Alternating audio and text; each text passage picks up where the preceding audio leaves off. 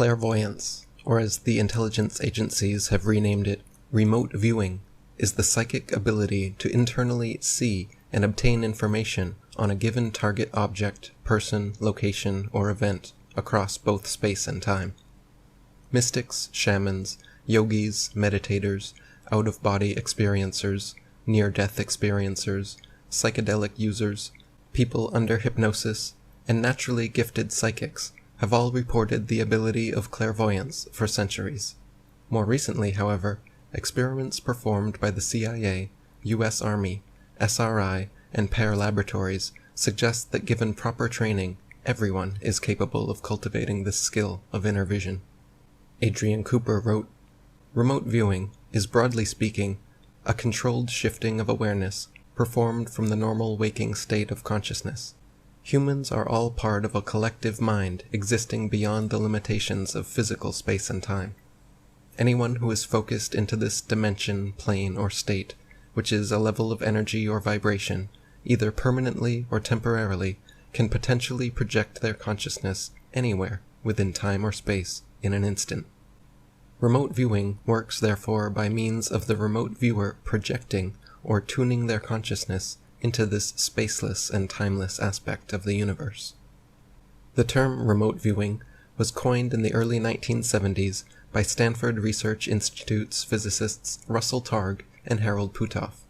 In their experiments, one person, the agent, would travel to a distant location randomly selected by computer, while another person, the viewer, would attempt to clairvoyantly see and describe where the agent went. In Targ and Puthoff's initial experiments, one Soviet psychic was consistently able to accurately describe several locations, sometimes before the agent arrived, and sometimes before the computer had even made the selection. Throughout 20 years of research, they carried out hundreds of successful tests using several different viewers, and even demonstrated these feats on live television, including on 60 Minutes and The Donahue Show. Russell Targ wrote, "In these carefully controlled experimental tests spanning 2 decades, many different subjects sat in a windowless office, closed their eyes, and explored the world outside. These individuals were consistently able to experience and accurately describe distant scenes and events from coast to coast and even continent to continent in both present and future time. The SRI experiments demonstrated unequivocal evidence for extrasensory perception and the existence of the non-local mind outside the brain and body. The ability of human awareness to make remarkable connections apparently transcends the conventional limitations of time and space." One day in 1973, Targ and Puthoff were contacted by Burbank, California Police Commissioner Pat Price, who had been closely following their work and wanted to help. Price said that he had been practicing clairvoyance for years and successfully using it in his police work to catch criminals. Whenever dispatch reported a crime, he would sit in his office, close his eyes, and psychically scan the city looking for someone matching the description. Once he pinpointed their location in his mind's eye, he would send out a car to check, and actually succeeded in catching several criminals this way. For Price's first informal experiment at SRI, Targ had him remotely view Puthoff, who was on vacation. Sitting together in the Stanford lab each day, using Puthoff as the unwitting agent, Price described what he saw, recounting scenes of churches, market squares, and volcanic mountains, all very characteristic of Central America.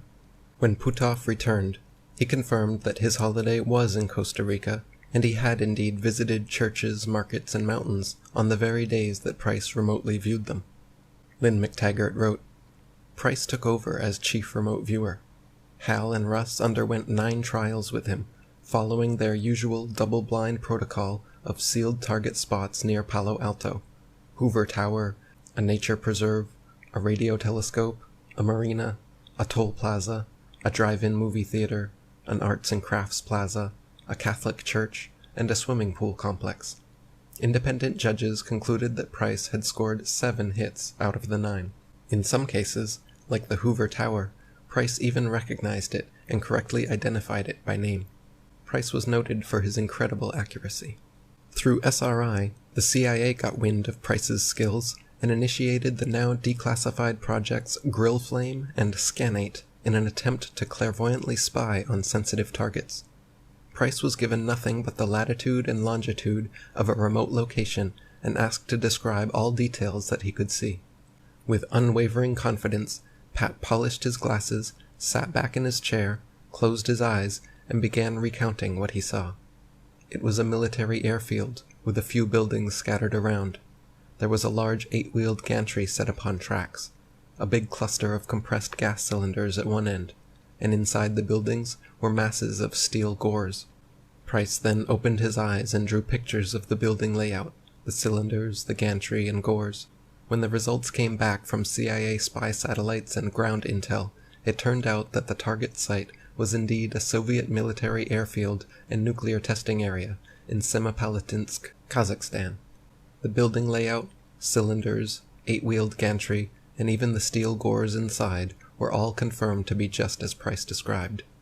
Sadly, Pat Price died in 1975, but Targ and Putov continued their remote viewing projects, and in 1978 met someone they later described as the greatest natural psychic ever to walk into our laboratory.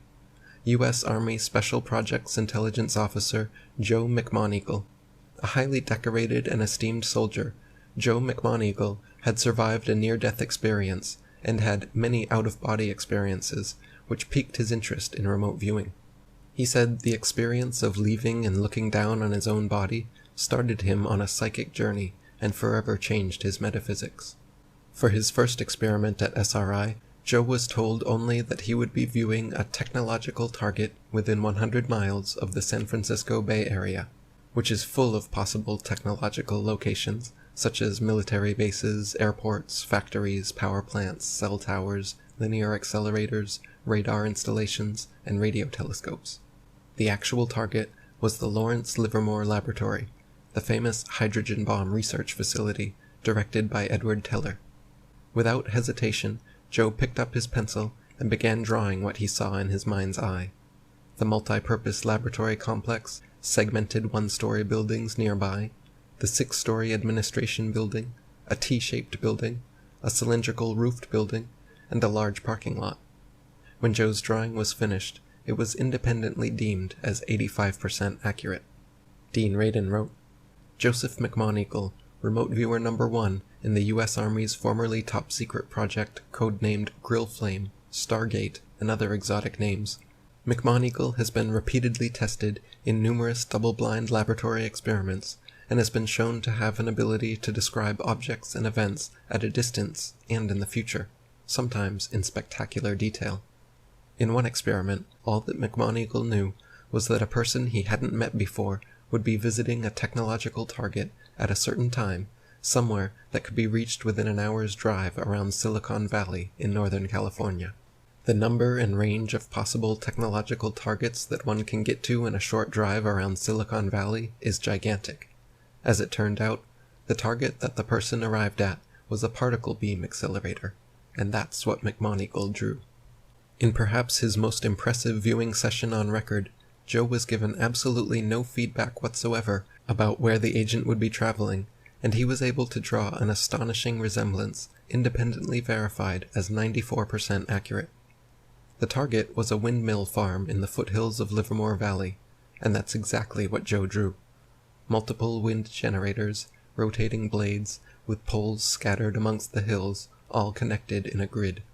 Lynn McTaggart wrote, Human beings, talented or otherwise, appear to have a latent ability to see anywhere, across any distance. The most talented remote viewers clearly can enter some framework of consciousness, allowing them to observe scenes anywhere in the world. But the inescapable conclusion of their experiments is that anyone has the ability to do this if they are just primed for it, even those highly skeptical of the entire notion.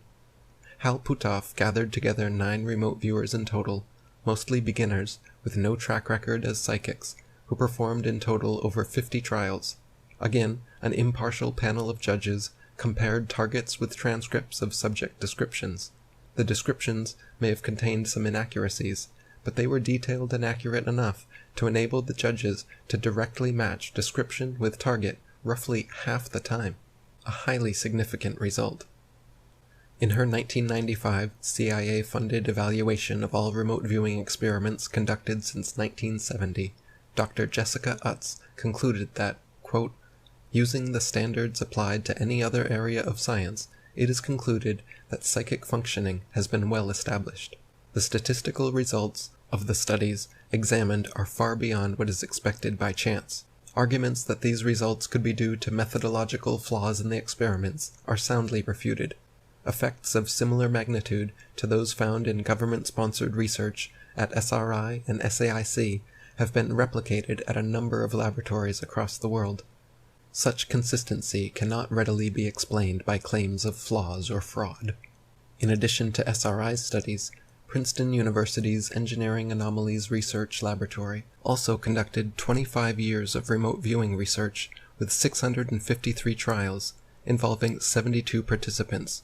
Headed up by Dean of Engineering Robert John and psychologist Brenda Dunn, in a 2003 meta-analysis, they summarized their findings regarding the evidence for remote viewing. Their overall assessment showed with odds against chance of 33 million to 1, the results were definitely not due to luck or coincidence. John and Dunn concluded, quote, the overall results of these analyses leave little doubt, by any criterion, that the data contain considerably more information about the designated targets than can be attributed to chance guessing.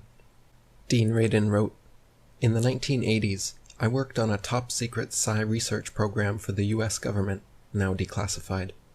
At the first research briefing I attended, I was shown examples of high-quality remote viewing obtained under exceptionally well-controlled circumstances. I asked in amazement, why is psi still considered controversial by the scientific mainstream? Why not just conduct an experiment of 20 or 30 trials with this type of remote viewing skill? That ought to convince anyone that psi is real. The answer, explained to me patiently by physicist Ed May, was simple. He said, you're making the rational man mistake. He meant that we usually assume science is a rational process, but it's not. The technical term for one form of this irrational phenomenon is the confirmation bias. This psychological quirk causes evidence supporting your beliefs to be perceived as plausible, and evidence challenging your beliefs to be perceived as implausible. Studies in social psychology have repeatedly demonstrated that journal reviewers invariably judge articles being submitted for publication according to their prior beliefs. Those who agree with the hypothesis tend to judge a paper reporting positive results as an excellent piece of work, and those who disagree judge the very same paper as a flawed failure. The former referees recommend publication, and the latter don't. The final decision is left up to the editor, so if the editor doesn't happen to agree with the paper's hypothesis, then there's a good chance it won't appear in the journal, and then the evidence doesn't exist as far as the rest of the scientific community is concerned. The ability of remote viewing raises some interesting questions and serious objections regarding the scientific materialist paradigm. Traditionally, science has explained the miracle of sight as a purely material process taking place in the eyes and brain. However, this obviously conflicts with the research done at SRI and Pear. Anyone trained in remote viewing, or anyone who has experienced out-of-body travel and witnessed looking down upon their own sleeping body, would have to agree that there must be something much more mystical and immaterial responsible for vision. Life magazine once featured Rosa Kuleshova, a Russian girl who could read perfectly clearly using her fingertips. The Russian Academy of Science tested her repeatedly under controlled conditions and concluded that her abilities were genuine. Italian Dr. Cesare Lombroso wrote about a blind patient who could see using her earlobe. Harvard Dr. David Eisenberg even published an article about 2 Chinese girls who can read using their armpits. Michael Talbot wrote, despite our unwavering conviction that we see with our eyes, reports persist of individuals who possess eyeless sight, or the ability to see with other areas of their bodies. Recently, David Eisenberg, MD, a clinical research fellow at the Harvard Medical School, published an account of 2 school-age Chinese sisters in Beijing who can see well enough with the skin in their armpits to read notes and identify colors. In Italy, the neurologist Cesare Lombroso studied a blind girl who could see with the tip of her nose and the lobe of her left ear. In the 1960s, the prestigious Soviet Academy of Science investigated a Russian peasant woman named Rosa Kuleshova who could see photographs and read newspapers with the tips of her fingers, and pronounced her abilities genuine. Now because every part of a hologram contains the whole, every part of the body, the hand, toe, knee, has the ability to pass frequency patterns to the brain, which it transforms into holograms that we can see. This means that people really do have eyes in their backsides. I have heard some people speak of being able to see 360 degrees when they have entered altered states of consciousness that make them more attuned to these senses by withdrawing their focus from the five-sense consensus reality. All this is perfectly explainable from the holographic perspective.